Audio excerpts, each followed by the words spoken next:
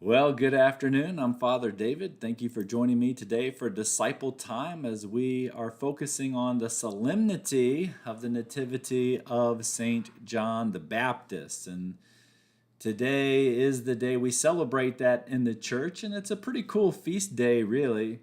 But I'm going to be honest, I can't believe we're already cycling back all the way around to Elizabeth, Mary's older cousin, becoming pregnant with John the Baptist because this seems kind of like a Christmassy thing, but maybe it's Christmas in July, right? I don't know. But what's kind of interesting is to me is why did they name this child John? So I want to look at that today. Well, we learn in Luke 1:12 through 13 that Zechariah was told by the angel to give their baby the name John.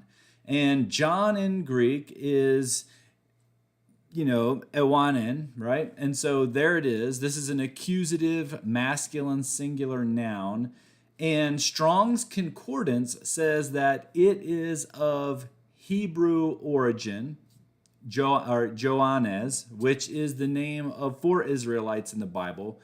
But then Thayer's Greek lexicon says that it means to whom Jehovah is gracious, which fits, right? Seeing as how Elizabeth, his mom, was 88 years old when she had John the Baptist. So I would say God was pretty gracious about that.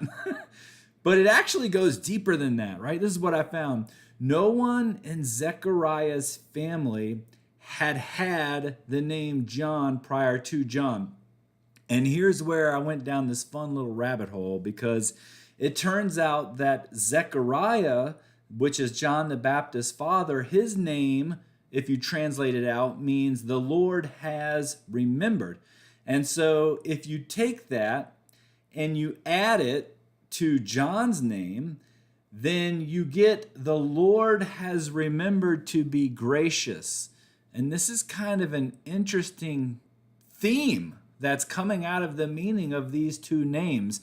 And of course, Christian authors have written about this, and I want to cite one in particular. It's Rise Leverty. He's a Christian author who wrote an article called Zechariah and John, A Story of Names.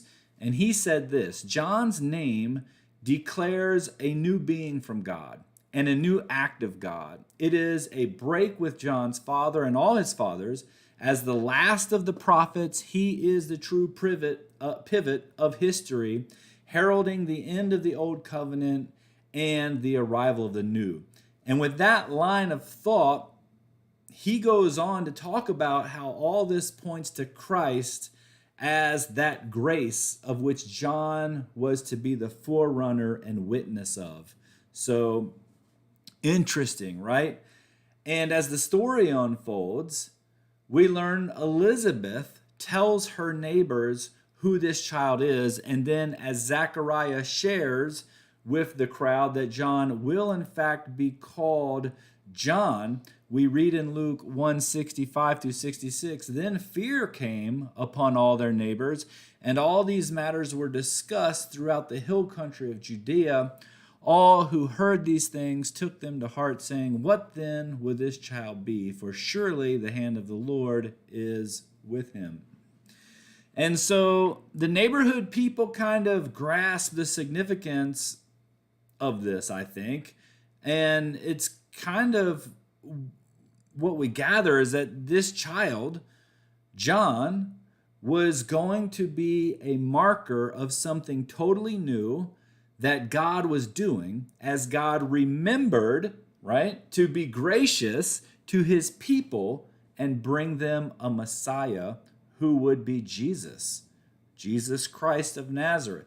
And this John the Baptist, right, was the usher or was going to usher in and prepare the path for this new action that God was doing in this time. And I thought that was pretty cool that the names of John the Baptist and his dad kind of point towards God remembering Israel and unfolding the plan as he'd already foretold in the prophets before John. And I think that was pretty interesting that all that's kind of wrapped up in the names, and we lose that in the English language, right? And, to me, this is kind of what makes biblical exposition kind of fun.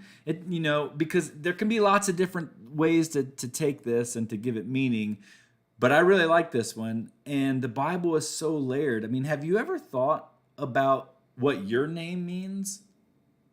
Have you ever done like the etymology of your name, where it comes from, and wondered, like, why did your parents name you that?